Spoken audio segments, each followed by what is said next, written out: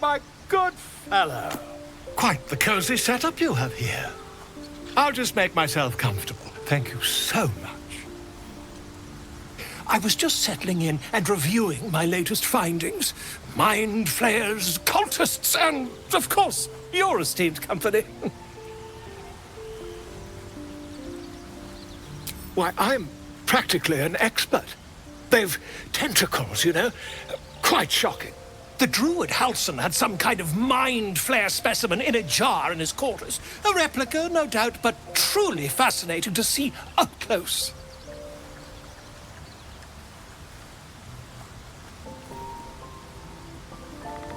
Here, on the Sword Coast.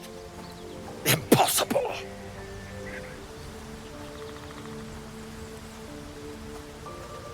That can't be. You're mad! But, tell me, have you noticed any residual psionic malaise since the alleged encounter?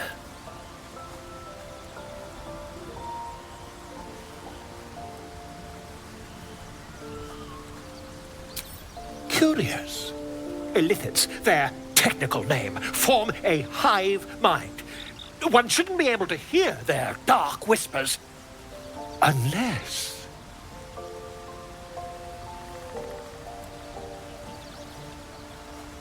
That's quite impossible. You'd have undergone ceremorphosis by now.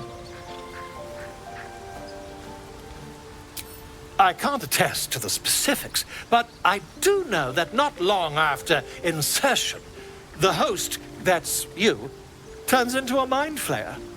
As there's not a tentacle on your head, I can only assume you haven't been infected.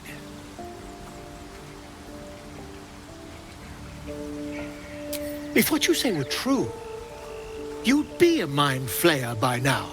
You? Infected by a mind flayer? Huh, ridiculous. Isn't it?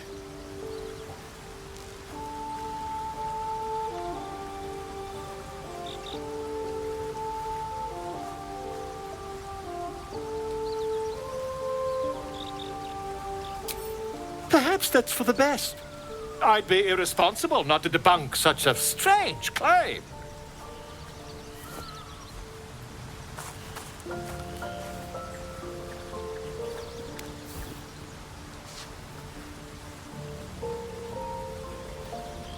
If I just peer in your eye, I could quickly... Oh, dear sweet gods!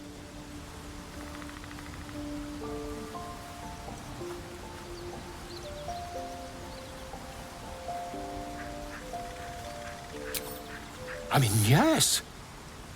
I suppose I can. I'll need to research the particulars, however. Give me a bit of time, and I'll have this little issue sorted. 20 minutes later.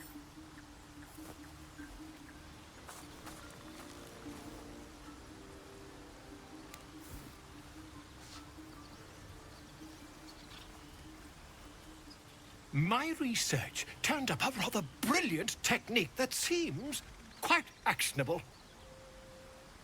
It's not too deep, just behind the orbital socket.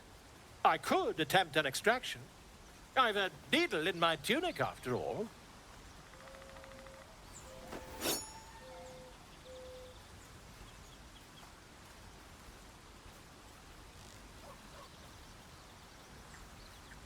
I assure you, I've dreamt of it 1,000 times over.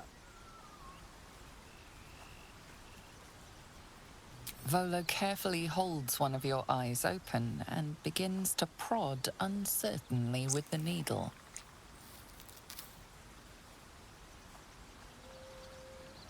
The needle finds the gap between eyeball and socket. Volo frowns and begins to push.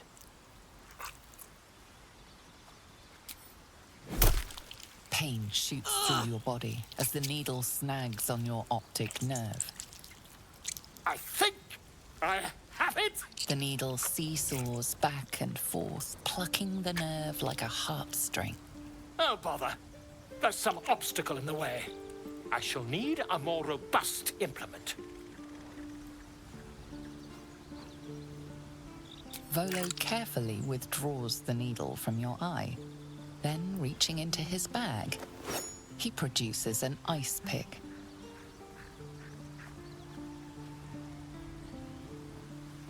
Volo slowly brings the ice pick closer to your eye.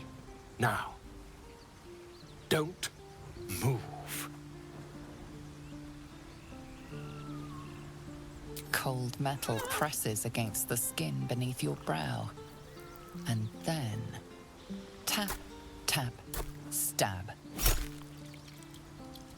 Do you feel that? Ha! I think we have the blighter on the run. A few inches later.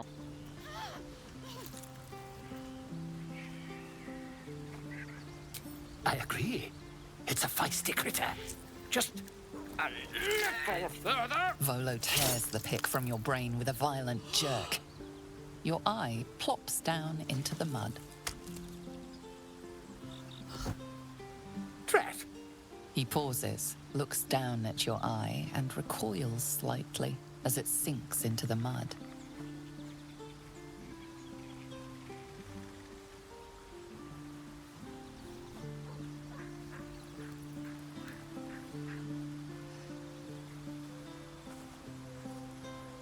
There appears to be an amount of cosmetic damage.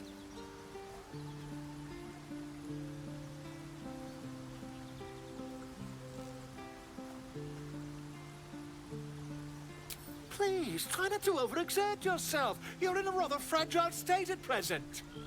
I can't help but feel partly responsible. Perhaps there is something more I can do.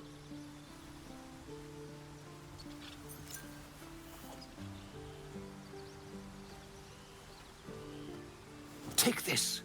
A far superior relic to that old jelly you were chained to.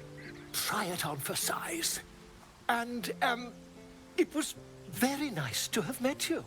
I'm sure you'll sort out your little brain problem one way or another. Far away from here, if you've a heart. Terribly sorry, my friend. Ta.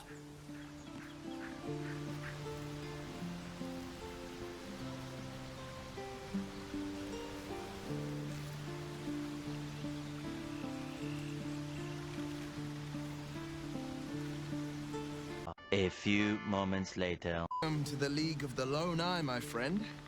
Not to minimize the pain of Volo's poking and prodding, but I promise, you'll be used to the prosthesis in no time. Besides, I find it gives one an air of mystique. No one's more intriguing than a woman with one eye.